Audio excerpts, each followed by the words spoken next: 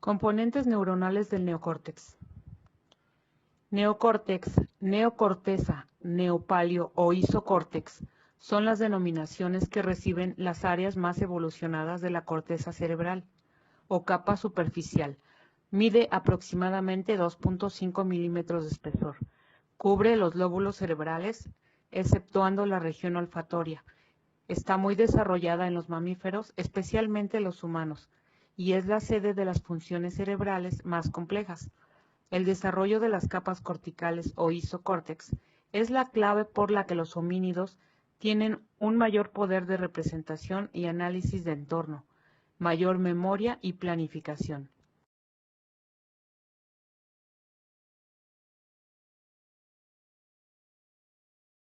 Aspectos generales.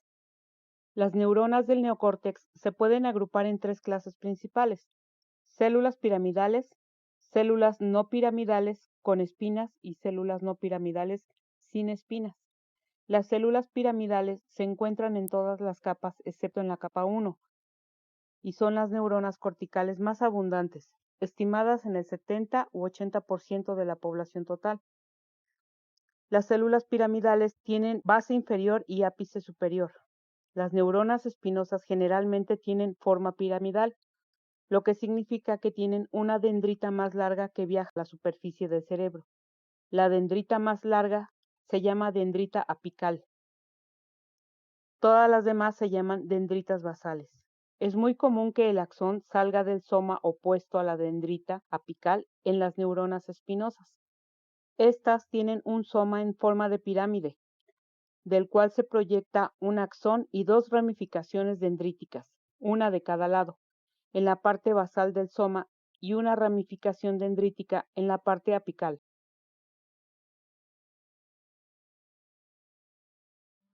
Neuronas no espinosas.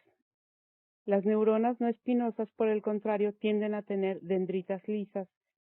Todavía tienen sinapsis con los axones de otras neuronas, pero sus sinapsis están en el eje principal de sus dendritas.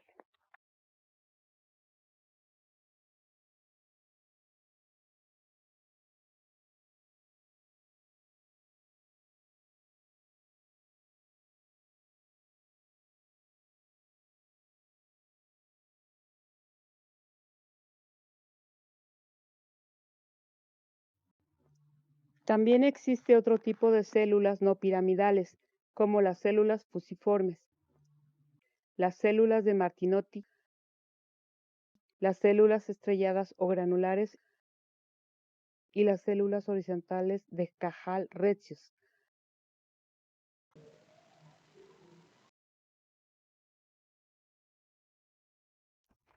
Las capas neuronales del neocórtex se designan con números romanos, empezando en la superficie pial. En el neocórtex se distinguen 6 capas, pudiéndose subdividir algunas de ellas de acuerdo con sus características arquitectónicas. La capa 1, o capa molecular, es la que queda en la superficie de la corteza. Es de naturaleza receptora. En ella se pueden localizar muchas fibras procedentes de las aferencias recibidas de diferentes regiones corticales, subcorticales y troncoencefálicas. En esta capa se pueden encontrar neuronas horizontales de Cajal-Retzius y es donde se proyectan las dendritas apicales de las neuronas piramidales para establecer contacto sináptico. La capa 2, o capa granular, es receptora y efectora. En esta capa encontramos el soma de neuronas piramidales que envían las dendritas apicales a la capa 1 y sus axones a la sustancia blanca. Está compuesta por pequeñas neuronas denominadas células granulares y unas un poco más grandes que las neuronas piramidales.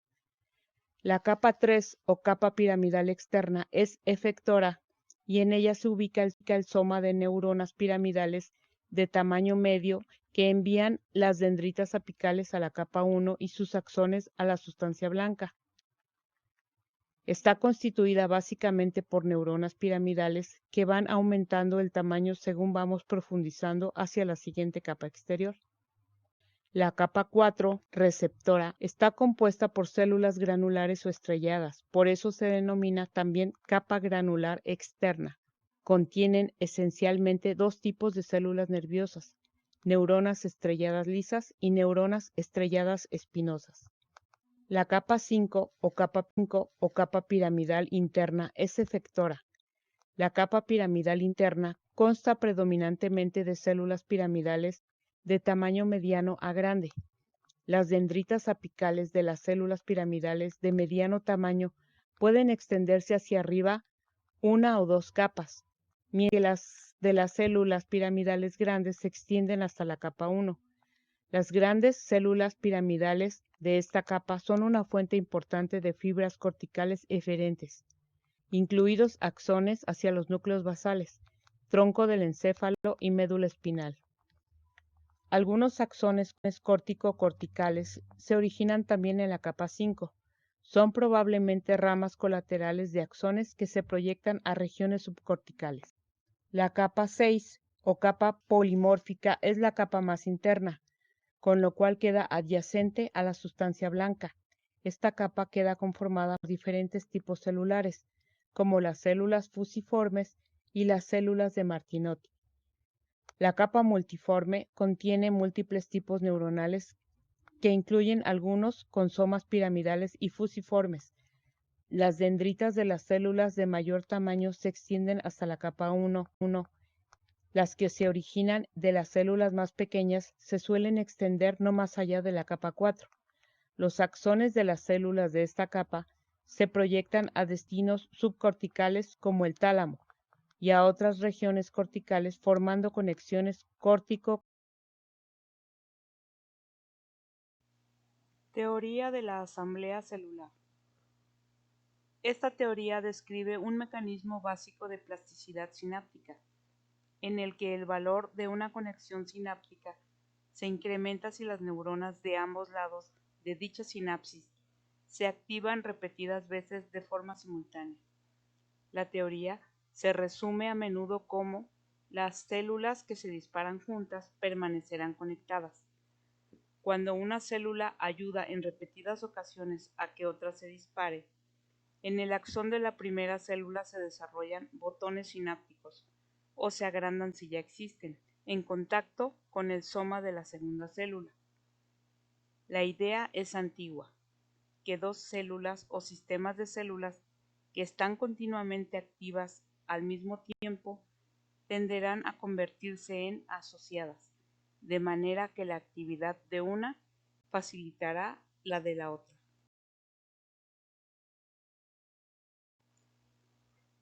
Este es un diagrama de un microcircuito cortical básico que ilustra las entradas sinápticas y los principales patrones de conexiones locales de las células piramidales.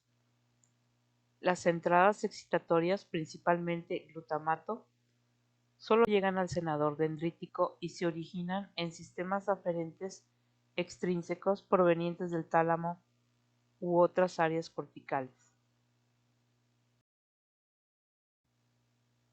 Hebb proponía que una vez que estas neuronas se están disparando juntas y refuerzan sus conexiones, posteriormente cada grupo de neuronas dispararán juntas hacia otro grupo de neuronas y después de múltiples repeticiones, el grupo más grande de neuronas hará un disparo hacia otra dirección o salida y hará conexiones más grandes formando así una red neuronal mucho más compleja.